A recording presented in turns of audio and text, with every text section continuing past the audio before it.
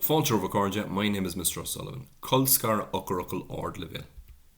Múntóir man scoile, a secondary school teacher. Fáil Síoch was published. A Chanuasach Gar Scéalte, his collection of short stories. An Chibhlint idir, the conflict between. Na Mianta, the desires. Lánún Fósta, a married couple. Céanna, same.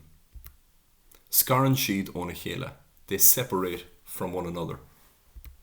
Mar chora, as a result. Is fear tradiisiúnta é, he is a traditional man. An fear céile, the husband. Tastíon clan uig, he wants a family. Ban chéile, a wife.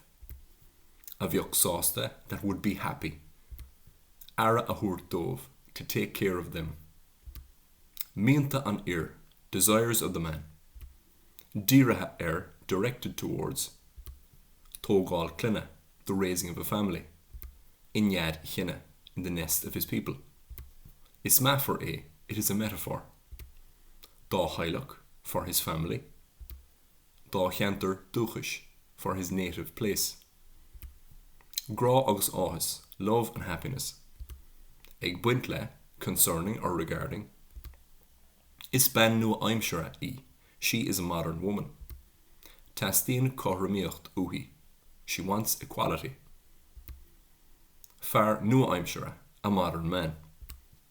Navsplachas a thuairt to give independence to her. Mianta na mná, desires of the woman. Taobh den bhríste, a leg of the pants. Leath den chiiste, half of the cake. Navsplachas agus Cothramíocht, independence and equality. Éileamh, demand. Dóchas agus diamá, hope and disappointment. Le mahu, to be felt. Gomioch sail sunna acu, that they would have a happy life.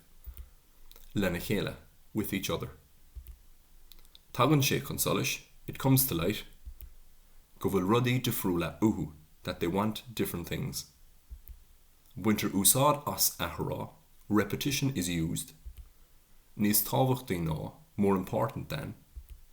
Gunta, abrupt or sharp. Bheagán in little words.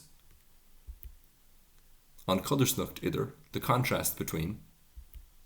An chúis, the reason. Orúnach dá chéile, suitable for each other. Snáibh.